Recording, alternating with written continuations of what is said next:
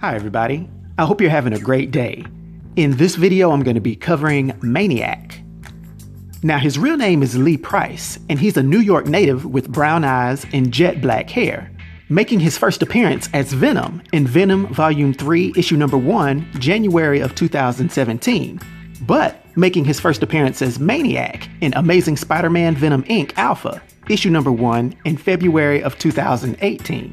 When bonded to a Clintar symbiote, Lee has vast superhuman strength, speed, stamina, durability, and agility, also retaining some of the abilities of its previous hosts. These include wall crawling, a type of spider sense, genetic memory, poisonous fangs, near invisibility, night vision, shape-shifting, and an ability to avoid triggering Spider-Man's spider sense. Now these powers are augmented by Lee's natural indomitable will and extensive military training. Now, although Lee would grow to operate out of Brooklyn and New York City, he was actually born in Queens, New York, having a very tough childhood at home and at school. He was bullied and beaten often, and violence was a normal part of his life. Over time, he became psychologically cold, and in an attempt to escape from it all, he set his apartment building on fire, killing his parents in the process and blaming it on one of his friends that was a mutant with pyrokinetic powers. He then grew up within the state's protective services system, later becoming part of the Army Rangers when he got old enough.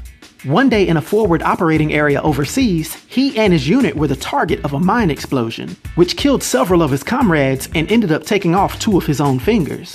And although he survived, he was discharged because of his injury, then registering as a disabled veteran to try to get benefits. But these benefits didn't come through, and he was unable to find employment with anyone in the States. He ended up taking a job from Gargan to be part of a gang to make a delivery for Black Cat's criminal organization. After making the delivery to Tombstone's gang, the situation got serious when Tombstone's men refused to pay up, leading to both groups pulling weapons on each other. Lee was just about to be shot before the Venom symbiote intervened, desperately looking for a new good host to replace its previous one.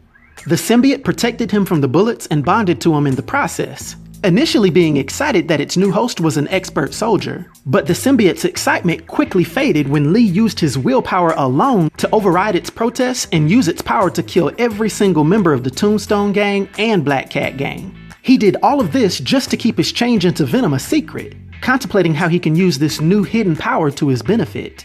After he had some time to think and fend off the symbiote's attempts to take over, he decided to return the package to Black Cat, claiming that he had been the only survivor of the confrontation, and offering to continue working for her.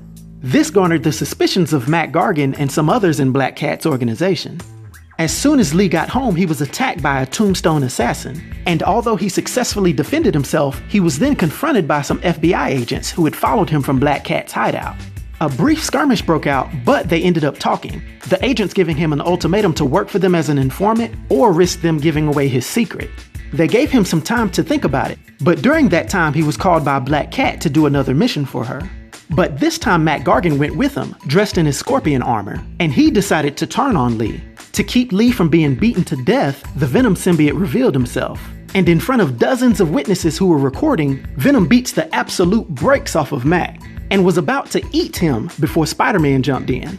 Lee managed to get away from Spidey, but after several double and triple crosses between Black Cat organization and the FBI, Lee found himself in the middle of a battle again. But this time the FBI called in their symbiote task force, which was led by Venom's former host, Eddie Brock. The battle raged, and Spider-Man came back onto the scene to help out. And this time Spidey took part in some double crossing of his own, convincing the symbiote that he wanted to rebond to it, causing it to leave Lee and subsequently be captured by the FBI. Lee was then arrested and incarcerated, but this didn't last long because of his attorney arguing that the symbiote had some type of mental control over him. After some time went by, Lee and a couple of his cohorts managed to attack Mania, using a sonic cannon and flamethrowers to seriously injure her and separate her from her symbiote. Lee then took the symbiote for himself and then went by the name Maniac. He then went and made his own team by forcibly infecting people with pieces of his symbiote, taking control of them and naming his minions the Inklings. He then successfully attacked Black Cat and the rest of her gang, taking control of them as well. His intentions were to take over her operations and then infest and control the other crime families of the world after that. His plans were only stopped when he was tracked down by Spider-Man and Agent Anti-Venom, who had to team up and use anti-venom based weapons to not only free Maniac's minions, but to also take him down. It was a struggle, but they did finally manage to weaken and neutralize this maniacal threat. Now, due to his powers and abilities, and his influence on the Marvel Universe, for my 1 to 10 rating, I'll give Maniac a rating of 7, which is a master rating. I hope everyone enjoyed this video. I'll talk to you next time. Be sure to like and subscribe to The New Sage.